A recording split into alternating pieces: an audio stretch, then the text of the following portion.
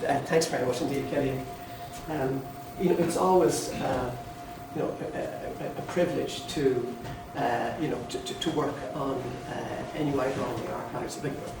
It's always a privilege to work on NUI Galway archives, and this particular work was not only was a privilege, it was a great pleasure. Librarians and archivists, we want to, we want to create order, and we're sustained in our efforts by our curiosity. And when we look at Tim's work, particularly the Townend's Index, the order was already there. So we could indulge ourselves with respect to our curiosity. And our curiosity led us into cartography, an area we haven't explored before. Certainly, speaking personally, I'm sure others may have done it, but certainly it was a major revelation to get involved in that perspective.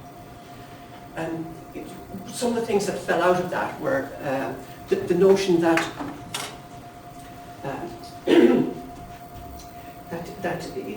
as librarians, we actually perform cartographic type processes when we classify a book, for example. We assign it a classification number, and we locate it somewhere in knowledge space. And that was a big revelation, certainly to me. So falling out from that, it comes the notion that when we're looking at latitude and longitude, we're looking at something that librarians are, we're very familiar with. It's another form of metadata. And when you look at it as metadata, it becomes much friendlier, certainly to us. It's data about data, describing the world. So if you're used to using metadata or wrangling metadata, dealing with cartography appears so much easier. I think you get a better idea as I illustrate the actual project itself. So just to give an overview of what I'm going to talk about, it's just some background on the digital publishing and innovation team, what we're going to do, the actual pitch, and a brief demo on what we're going to do, on what we've done so far, if you like. So we're digital publishing and innovation. We're charged with delivery of the library strategy concerning high impact publication, research, data, and digital content. And we're very much the brainchild of somebody sitting in the audience here, which is John Cox, who would have taken a strong interest in this area for many years, and has written authoritatively in a recent review article, which covered around, I think it was around 100 papers, John? Around 100 papers, just dealing with with respect to library roles concerning digital scholarship and digital publishing in general. So we're continuing on a tradition of digitisation that began back in the mid-90s, where we tackled the examinations papers database. We had student help back then.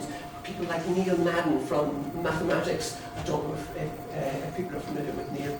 And that work continued with the Druid Theatre Archives. We had a small exhibit around, possibly 98, maybe before that continued on through, sort of more officially with, permanent and pensional staff like Fergus Fahey, we had Mike Lynch, and of course when the Abbey came along, things changed dramatically, and we're now very much a core library activity. So involved in this particular project, we have 3 people, mainly. Aisling, who you've heard from already. Your chairman today, Killian, and Brendan, who will do most of the actual scanning work. I'd like to pay tribute to the work of my colleagues, particularly Killian. Killian is sort of, he's able to grok everything that's going on, and he's created this technology strategy. I could spend the rest of the day talking about this technology strategy, and suffice it to say that it's very eloquent if you're familiar with digital archives, in so much as there's 3 sort of domains of activity. Sort of the archives and sort of cultural heritage work that we perform. Work that we will do with respect to research data as far as the university is concerned. And thirdly, the publications that the institution produces our research of one kind or another, and all our scientific papers, openly published. And underlying all of that is this framework called Islandora. So an open source best practices framework, which takes sort of best of breed technology in a number of areas and deploys it for our users to use. So I won't dwell on the ins and outs of this. Suffice to say that our strategy is published on the library website. Okay, so with respect to sort of governance of this particular department, we've got sort of an annual operational planning process which specifies and tracks organisational goals. That comes to John from on high, and it goes out to the other members of the senior management team. As well as that, we have sort of digital library group goals, and the digital library group is it's a library governance body that composed of people throughout the library who meet regularly under John's chairmanship to assist with strategy and direct us, as it were. So 2 things from that would be developing repeatable, mature processes, so that would be the same way of doing things from time to time, so that every project isn't sort of ad hoc and chaotic as we make it up as we go along, so to speak. And we need to devise methods for accurate estimates of effort and cost, which are terribly important these days, for all administrators. And underpinning everything, we want to do justice to the actual resource. So we're sort of in a period of transition now, in so much as we've just implemented our new strategy. So we have old jobs that are vestigial. Most of them are dying off because the work that we did is now moving to the cloud. And that frees us up to do the sort of work we're doing here. So hopefully we can get rid of as much of that old work as possible and do this new work. But it's a slow process. So we have many competing priorities, and we have 76 digital collections in total that we've amassed that we want to get into this new framework. And we also have a small cake to share. Everybody who works in the team, I think with the exception of Aisling, is concerned with other areas of library activities to a substantial degree. Okay, this is sort of an advertisement before you get to the good stuff. It's a little bit like Sky News, where you know something good is coming up, but you have to grin and bear through this stuff. So we've got a strategy, and you know, we've got the content. We've actually got the archives. We've got trusted infrastructure that you know that we've put in place and will sustain over the long term to look after our resources. We like to think that we utilise, you know, the best thinking to apply to these projects in terms of efficiently getting them done, as it were. And we will crowdsource if necessary, and we'll obtain external funding through your help, one would hope. That is one of the one of our main problems, is that, you know, money lubricates everything. It can bring in external assistance. It helps us break out of the zero-sum game that's there at the moment, whereby if the effort we devote to one project starves another project. So it's a small cake, but it can be alleviated if we can raise funding. And of course, no one else has a long-term sustainable focus. Okay, so on to what we're going to do with this particular project. This lattice, sort of like a fresco, these are the actual townlands that Tim has mapped. There's 560 odd townlands. I like to think that Aisling actually knitted this or created it with the help of a friendly web robot. That's a bit fanciful, and we'll talk about that in a moment. The data for that we got from townlands.ie, and we're sort of indebted to those OpenStreetMap people who expedited some of their work to ensure that as much as possible of the townlands that Tim actually mapped were covered for the project, for what we've done so far. So here's an example from townlands.ie, and you can see what the townland of Ballynahinch looks like. So getting this data isn't particularly easy. Certainly for us as tyros in the business of cartography. And you know, as I said, we're very limited in terms of the amount of effort we can apply to any project. And gone are the days when, you know, a librarian like John could dispatch, you know, 5 or 6 librarians to tackle a particular project. Everybody is so already taken up with other work. So embedded within that, within each page, described on townlands.ie for each townland are the coordinates for that particular townland. And we've taken those coordinates using a web robot, parsed each page on townlands.ie, pulled out the GeoJSON, and we've taken it to our own product called Neatline, which is part and parcel of that infrastructure I described earlier. So if we look here, the coordinates here are in latitude and longitude, and as we know, web maps, for example, use a different projections, spherical and Mercator. And part and parcel of the web robot's job was to do the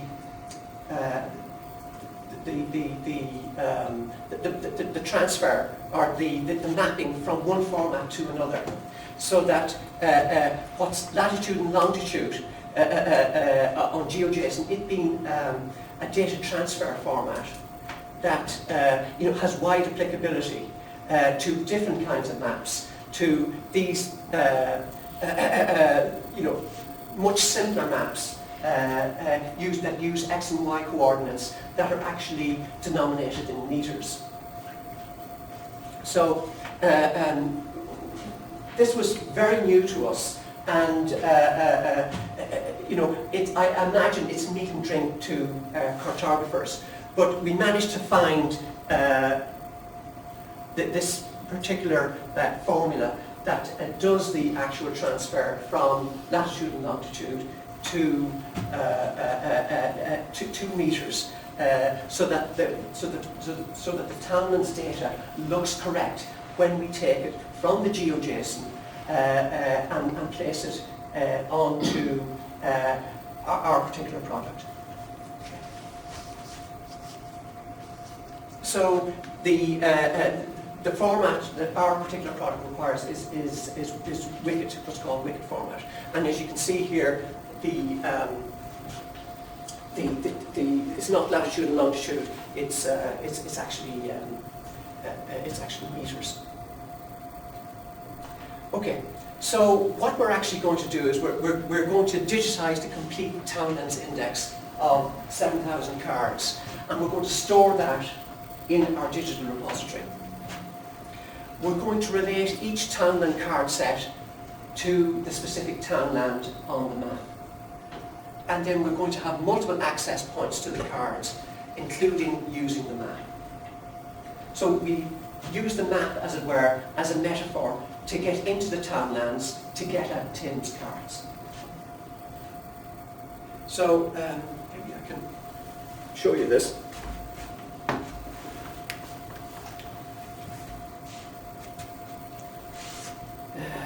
Mouse. Do we have a mouse? We do. Yours just went touch. Oh yeah.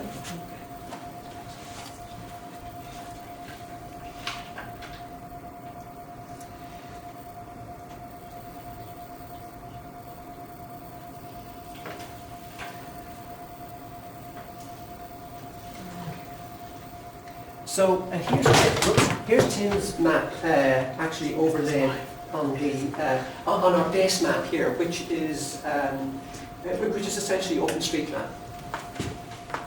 And what I'm going to do is I'm just going to take Tim's map and go there for a second.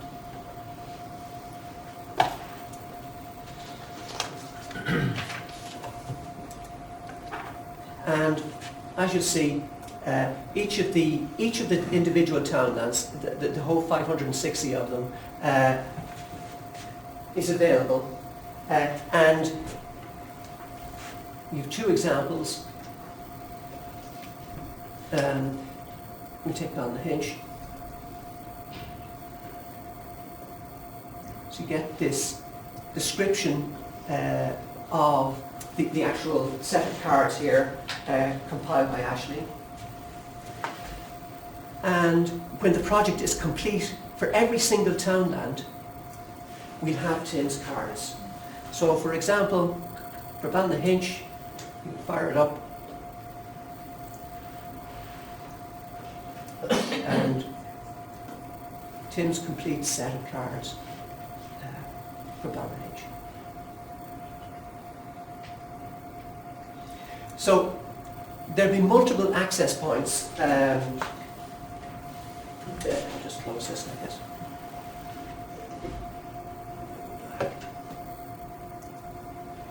There'll be multiple access points to Tim's cards, in so much as you can go via the map, or you can go, there'll be a listing here of the actual townlands, or alternatively you'll be able to search, say by townland name, perhaps by elements of the description.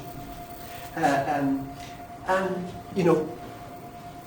that's essentially what we want to do, certainly for the first phase of engagement with this Townlands Index. So, just pop back to the slides for a second.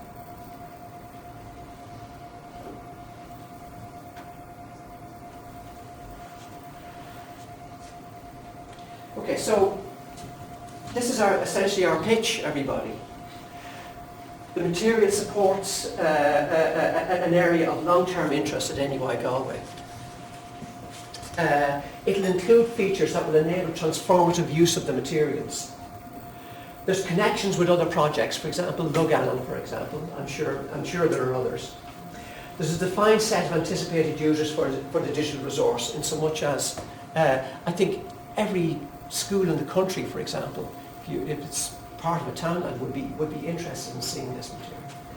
And the materials are not represented in other digital collections or projects, in so much as there's only one Tim Robinson archive, and thankfully it's here at NUI Galway.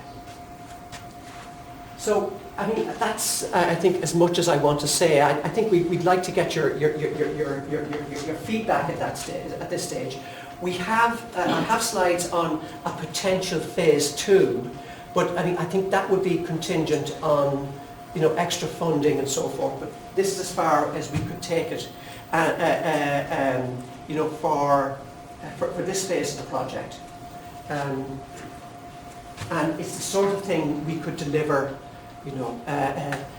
over an elapsed period, well, not an elapsed period, but over a combined, a project period of about 6 weeks of work in total. But that might be a longer elapsed period, given how people are doing other things, as it were. So I now, invite your feedback for this element of the project, and indeed for our previous 2 speakers as well. Thanks very much.